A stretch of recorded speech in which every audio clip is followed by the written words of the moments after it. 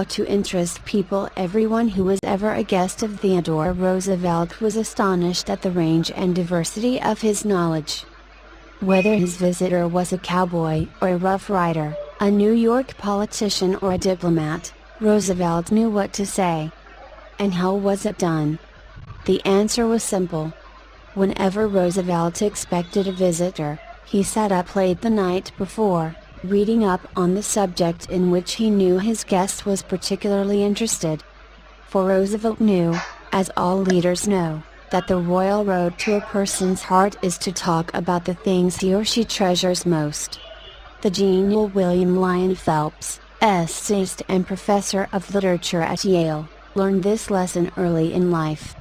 When I was 8 years old and was spending a weekend visiting my Aunt Libby Lindsley at her home in Stratford-on-the-Housatonic, he wrote in his essay on human nature, "A middle-aged man called one evening, and after a polite skirmish with my aunt, he devoted his attention to me.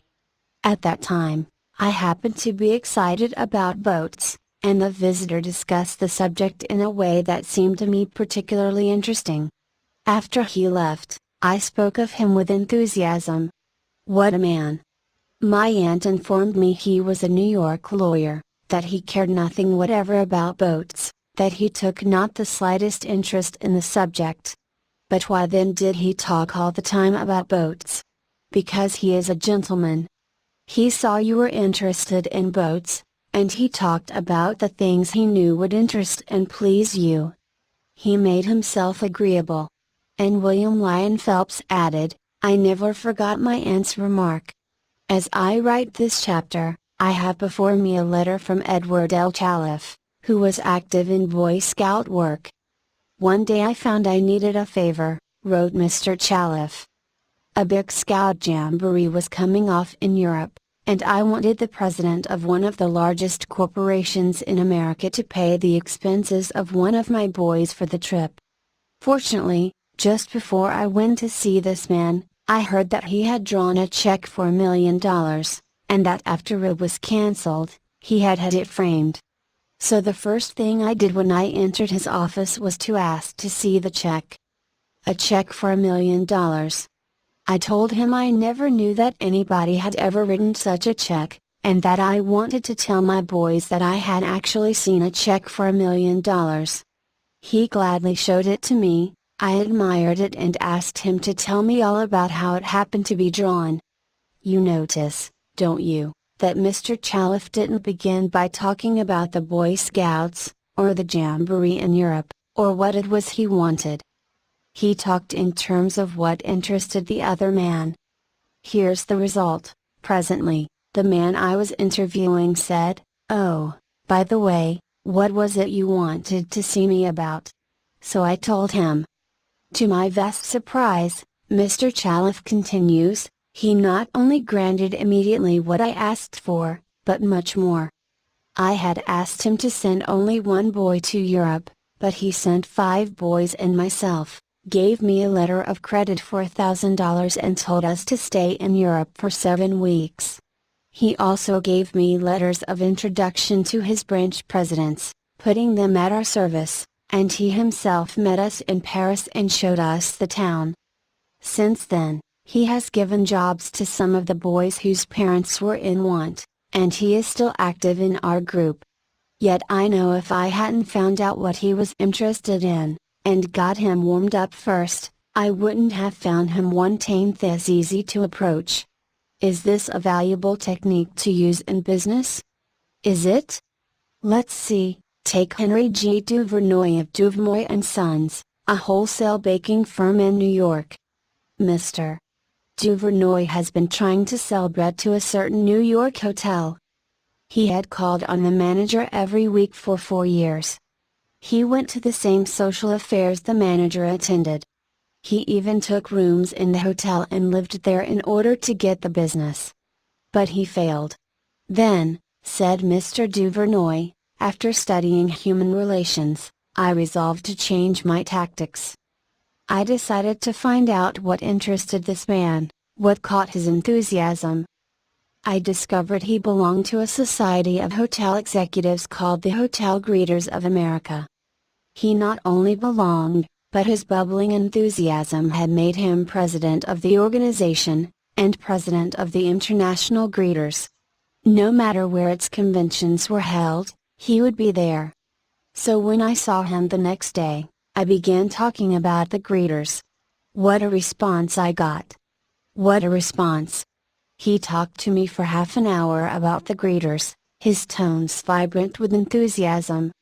I could plainly see that this society was not only his hobby, it was the passion of his life. Before I left his office, he had sold me a membership in his organization. In the meantime, I had said nothing about bread. But a few days later, the steward of his hotel phoned me to come over with samples and prices. "I don't know what you did to the old boy," the steward greeted me, "but he sure is sold on you. Think of it. I had been drumming at that man for 4 years, trying to get his business, and I'd still be drumming at him if I hadn't finally taken the trouble to find out what he was interested in, and what he enjoyed talking about." Edward E. Harriman of Hagerstown, Maryland, chose to live in the beautiful Cumberland Valley of Maryland after he completed his military service. Unfortunately, at that time there were few jobs available in the area. A little research uncovered the fact that a number of companies in the area were either owned or controlled by an unusual business maverick, R. J. Funkhauser, whose rise from poverty to riches intrigued Mr. Harriman. However, he was known for being inaccessible to job seekers. Mr. Harriman wrote, "I interviewed a number of people and found that his major interest was anchored in his drive for power and money. Since he protected himself from people like me by use of a dedicated and stern secretary, I studied her interests and goals, and only then I paid an unannounced visit at her office." She had been Mr. Funkhauser's orbiting satellite for about 15 years. When I told her I had a proposition for him which might translate itself into financial and political success for him, she became enthused. I also conversed with her about her constructive participation in his success. After this conversation she arranged for me to meet Mr. Funkhauser. I entered his huge and impressive office determined not to ask directly for a job. He was seated behind a large carved desk and thundered at me, "How about it, young man?" I said, "Mr.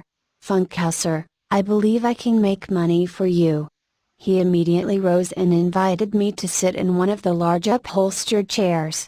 I enumerated my ideas and the qualifications I had to realize these ideas, as well as how they would contribute to his personal success and that of his businesses. R. J., as he became known to me, hired me at once, and for over 20 years I have grown in his enterprises and we both have prospered. Talking in terms of the other person's interests pays off for both parties. Howard Z. Herzog, a leader in the field of employee communications, has always followed this principle.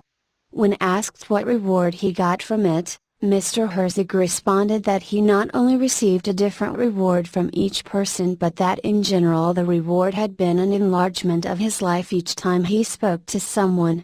Principle 5, talk in terms of the other person's interests.